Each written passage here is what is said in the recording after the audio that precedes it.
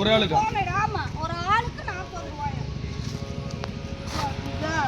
உங்களுக்கு 40, இவளுக்கு 40 அந்த ஒருத்தருக்கு 40. ஒரு ஆளுக்கு 40 ரூபாயா? குளிக்கிறதுக்குங்களா? குளிக்கிறதுக்கு. என்னம்மா 40 ரூபாமா? அங்கே போய் கேளுங்க எவ்வளவு. யார் 40 ரூபாய்? 40 ரூபாய். யார் 40 ரூபாய் கொடுத்து? பாத்ரூம் போறதா 40 ரூபாய்னு சொன்னாங்க. 30 ரூபாய் இருக்குன்னு அவங்க 10 ரூபாய் இருக்கு மீதி கொடுத்தாங்க. அப்படின்னா காக்கா ஒண்ணு எப்படி காக்கா விடுவாங்க? குளிக்கிறதுக்கு எவ்வளோ? 30 ரூபாய் குளிக்கும். குளிக்கிறதுக்கு 30 ரூபாய். 30 ரூபாய். பாத்ரூம் போறதுக்கு எவ்வளோ? 10 ரூபாய். டாய்லெட்டுக்கு 10 ரூபாய். ஆமா. நகராட்சி அவங்க நிர்ணயிச்சிருக்காங்களா? விலை நீங்க நிர்ணயிக்கிறீங்களா? அம்மா கான்ட்ராக்ட் எடுத்துக்கிறாங்க. யாரு கான்ட்ராக்டர்? வருவாங்க வந்தா இங்கே கேட்டுக்கோங்க. சத்யாவா? ஆமா. சத்யான்றவங்க கான்ட்ராக்டரா? ஆமா ஆமா. சொல்லிக்கிறாங்களா?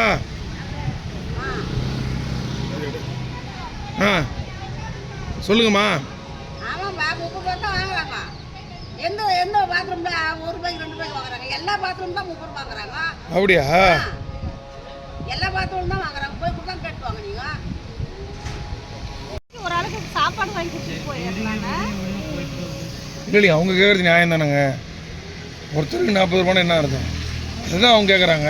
2 பேர் தான் போனோம். 100 ரூபாய்க்கு கொண்டு போய் கொடுத்ததுக்கப்புறம் காசை வாங்கிட்டு நம்ம அப்படி சொல்கிறாங்கப்போன்னா சரி பிள்ளைங்களாம் போவாங்கன்னு பார்த்தா இவங்களாம் வேணான்ட்டாங்க.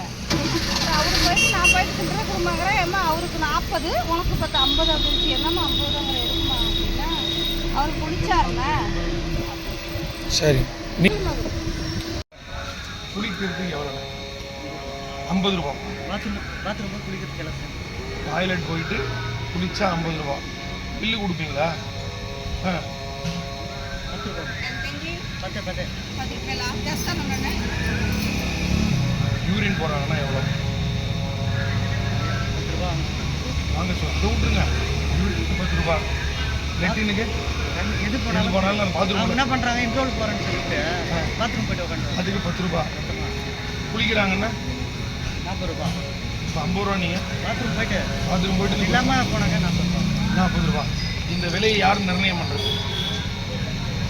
நம்மளுக்கு எதனா நாங்கள் வேலை செய்யணும்னா எங்கள் வீட்டு அம்மா வருவாங்க, அவங்க பார்த்துக்குவாங்க. அதுக்குள்ளே அவங்க வீட்டு வேலை முடிச்சுக்குவாங்க. சரி சரி.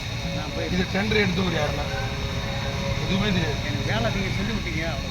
ஓ, உங்கள் வீட்டுக்காரம்மாக்காக நீங்கள் சும்மா உட்காந்துக்கிறீங்க. உங்கள் பேர் என்ன? மையன். நன்றி.